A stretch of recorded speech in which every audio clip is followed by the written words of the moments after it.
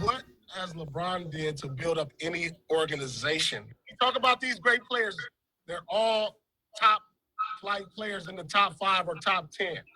Bill Russell built up the organization in Boston. Kareem, Magic, Jordan, Tim Duncan, Kobe, Bird. Here's the thing. Paul Pierce's list is personal, right? Because we don't talk about this enough, but Paul and Bron have never liked each other since Bron rookie year.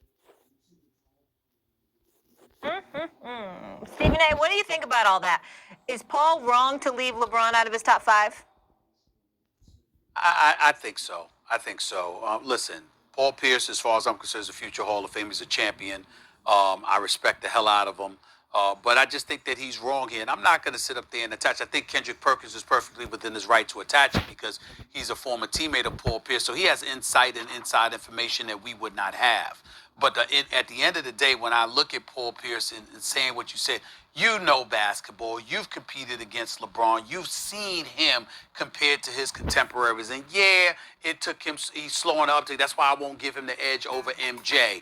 But there is no doubt that Miami took off once Dwayne Wade convinced LeBron, you're the best in the world and we need you to be that. Don't defer to me. It's your team.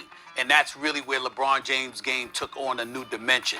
In the end, I think that if you're Paul Pierce, watching LeBron and knowing his size, his physicality, his athleticism, his abilities, the basketball savant that he is, and how he thinks the game as well as play it, you can't be a basketball player going against him and literally look throughout history when Magic Johnson and Michael Jordan and everybody else in between recognizes LeBron as an all-time great, and you don't even have him in your top 5. Come on now, that's a bit excessive.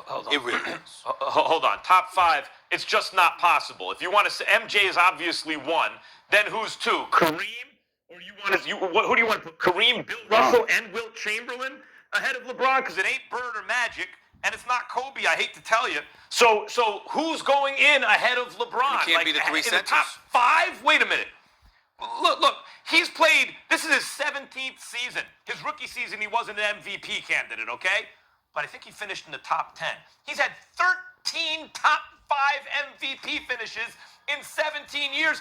It'll be 14 after this one's complete. So only 3 seasons he's not a top 5 MVP. Forget about the 4 he actually won. And in 2 of those seasons, he was a top 10 candidate. The one time he wasn't a top 10 candidate in his entire career was last season when he got hurt. And by the way, he came in 11th, had 11 MVP shares. So he came in 11th in terms of MVP shares. How is that guy not in the top 5? It's just not possible. Max, let me share something with you. I'm going to throw this at you. You brought up the example, and I know you weren't talking about it. You were just speaking in hypotheticals. But what I'm saying is when we mention Kareem and Russell and Wilt Chamberlain, right? Let me tell you what my mindset and my thinking is, Max. You can only pick one. Because they competed against one another. So in other words, what I'm saying is that as great and phenomenal as I know Wilt Chamberlain is, and how my man Sonny Hill in Philadelphia, the godfather of basketball in Philadelphia as far as I'm concerned, how he was friends with Wilt Chamberlain, he knew him all his life. How he talks about Wilt. Wilt has 2 titles. Bill Russell had 11. And most of the 11 came against Wilt Chamberlain, for crying out loud. That's the person that was his nemesis. So how can I sit up there and put Wilt and Bill Russell? You see what I'm saying? So what I'm saying is like I do, but here's I don't what I'll say. believe that you can take all of them and ignore that. They also played in the old days.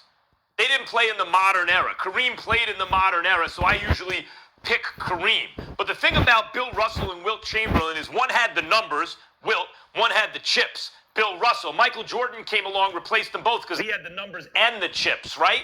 LeBron is a version of Jordan that way. He's got 3 chips. He's got all the numbers. His peak isn't quite the same. He's not as invincible, but then the longevity. It's like really number 2 on the list after MJ comes down to Kareem or LeBron. You pick one of those 2 for your second best, and I guess for me, at Max, least in the modern era. And I guess for me, Max, if LeBron had gone against MJ and he lost considerably more against MJ than he won, then I wouldn't even have him as number 2 because the number 1 dude kept beating you. You see what I'm saying? Now, I would still appreciate your greatness, but there would be something missing from that equation. I think that we have to we ignore the competition sometimes, and I think we have to bring that in to measure the greatness of certain individuals. I just think that's necessary.